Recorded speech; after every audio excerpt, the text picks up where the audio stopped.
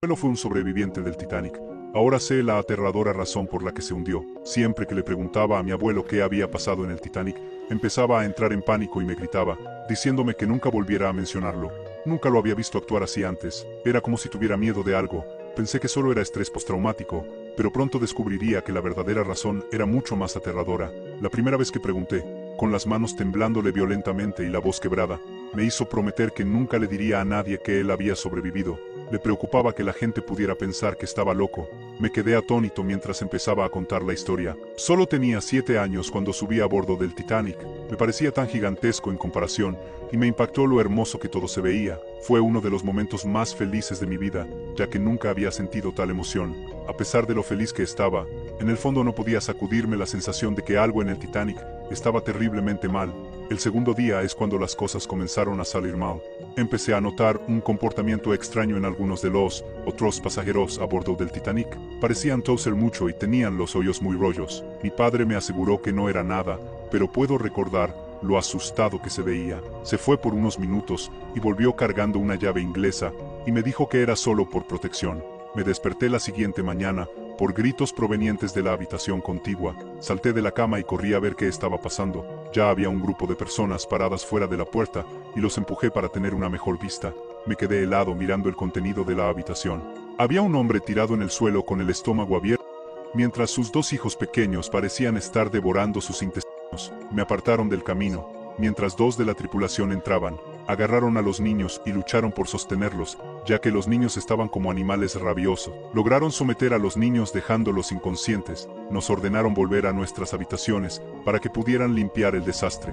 Deambulé por el barco durante el día y noté que mucha gente parecía estar muy enferma. La tripulación le dijo a todos que la enfermedad que se estaba propagando no tenía nada que ver con el canibalismo que estaba ocurriendo y que no había necesidad de entrar en pánico. Estaban tan equivocados. Me desperté el cuarto día por gritos y carreras desde fuera de la cabina. Asomé la cabeza y me quedé en shock al ver que el pasillo estaba cubierto de sangre y había cuerpos esparcidos por el suelo. Cerré rápidamente la puerta y fui a despertar a mis padres, pero noté que faltaban. No sabía qué hacer, ya que tenía miedo de salir de la habitación, pero tenía miedo de estar solo. Mi estómago rugiente finalmente me convenció de que necesitaba salir y buscar algo de comida. Me acerqué a la puerta y eché un vistazo, aliviado al encontrar el pasillo vacío. Había sonidos lejanos de los motores rugiendo y el ocasional grito. Recordé que había una cocina por el pasillo, que probablemente tendría algo que podría comer.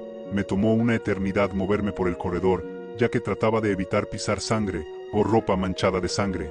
Llegué a la cocina y casi vomito al mirar los cadáveres dentro. Parecía que alguien los había apuñalado cientos de veces. Parecían ser una mezcla de miembros de la tripulación y pasajeros. Agarré cualquier comida que estaba a mano y huí. Comí rápidamente la comida que había adquirido y comencé a buscar el barco. Seguí encontrando más cadáveres en cada corredor. Muchos de ellos parecían tener sus estómagos abiertos. Estaba empezando a oscurecer y comenzaba a preocuparme de que todos los demás a bordo estuvieran muertos. Doblé una esquina y mi vejiga se soltó al tener una pistola apuntada en mi cara. Me quedé allí temblando mientras uno de los miembros de la tripulación me miraba por unos momentos. Guardó la pistola antes de salir corriendo y dejarme parado allí solo. Me tomó un tiempo recuperar mis sentidos, y para este momento, ya estaba completamente oscuro. Había oído disparos lejanos en la dirección a la que había corrido el miembro de la tripulación, y me preguntaba a qué había disparado. Fui lanzado a mis pies mientras un estruendo ensordecedor sacudía el barco. Corrí hacia el costado y miré hacia afuera en un enorme pedazo de hielo con el que debíamos haber chocado. Pedazos de hielo comenzaron a caer a mi lado y tuve que moverme para evitar ser golpeado. Observé cómo el pedazo de hielo desaparecía en la distancia y me pregunté qué tan grave era el daño. Escuché un ruido detrás de mí y me alivié al instante al ver a mi padre. Comencé a correr hacia él, pero me detuve al ver que su ropa estaba cubierta de sangre. Sus ojos se fijaron en los míos y comencé a retroceder mientras su mirada era la de un animal y no la de un humano.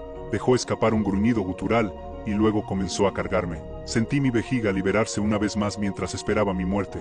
Mi padre de repente salió volando hacia atrás y me di la vuelta para descubrir al mismo miembro de la tripulación de antes todavía sujetando la pistola.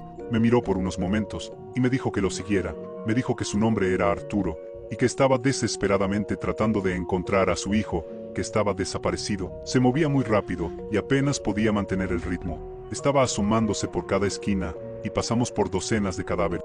Eventualmente llegamos a una zona con un gran número de sobrevivientes. Algunos estaban intentando bajar los botes salvavidas, mientras otros intentaban luchar contra los demás pasajeros, que parecían querer comerlo. Nuestro bote salvavidas fue el último en ser bajado, y en el proceso de intentar entrar, fuimos invadidos por los infectados. Arturo empezó inmediatamente a disparar y a abatir a tantos como podía, asegurándose de que todos entraran al bote salvavidas de forma segura. En medio de todo, escuchamos a un niño gritando cerca.